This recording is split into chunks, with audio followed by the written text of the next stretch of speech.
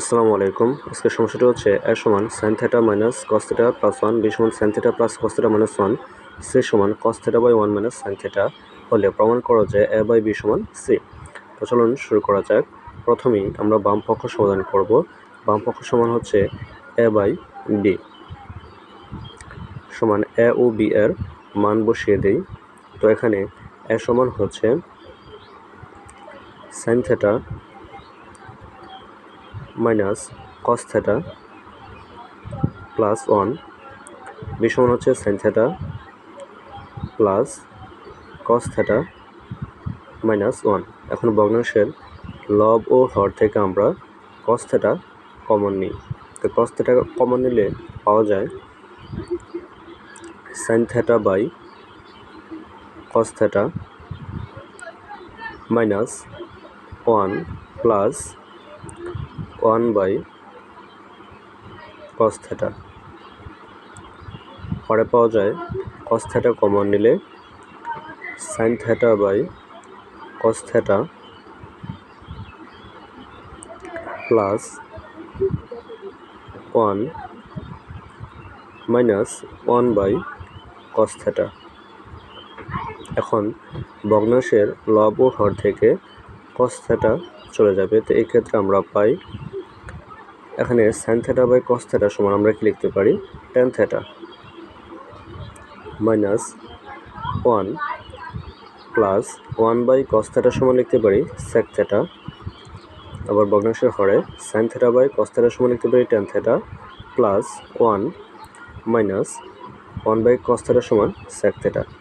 তো এখন ভগ্নাংশের লব ও হরে আমরা একটু সাজিয়ে নিই। তো এক্ষেত্রে লিখতে পারি লবে sec θ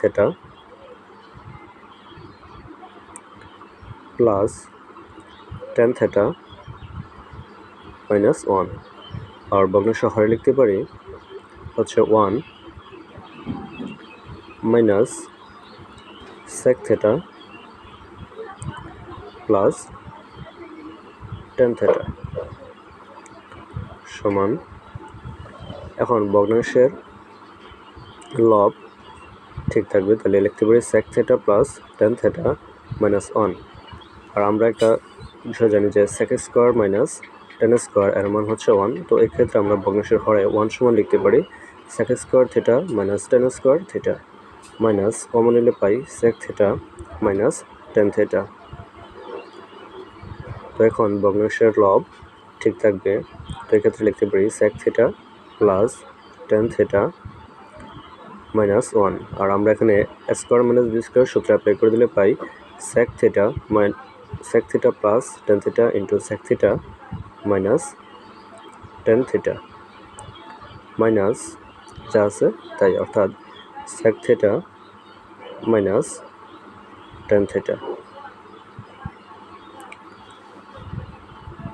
সমান ভগ্নাংশের লব ঠিক থাকবে। তো এক্ষেত্রে আমরা লিখতে পারি sec θ প্লাস tan θ মাইনাস 1।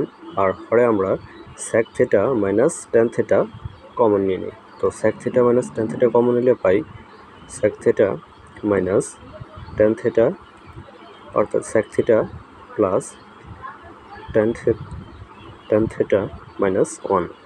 এখন ভগ্নাংশের লবে ও হরে sec θ প্লাস tan θ মাইনাস 1 মিল পাওয়া যায়।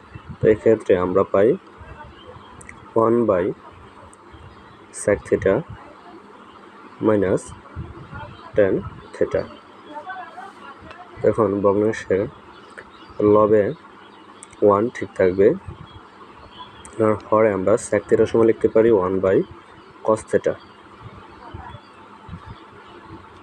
মাইনাস tan θ লিখতে পারি sin θ বাই cos θ সমান 1 বাই ভগ্নাংশের হরে আমরা যদি এখন cos θ লসাগু নেই তাহলে পাই 1 মাইনাস sin θ। তাহলে এখন ভগ্নাংশের ভাগ করলে আমরা লিখতে পারি cos θ বাই 1 মাইনাস sin θ সমান হচ্ছে c, অর্থাৎ c এর মানের সাথে মিল পাওয়া যায়। তো এক্ষেত্রে আমরা লিখতে পারি রাইট হ্যান্ড সাইড,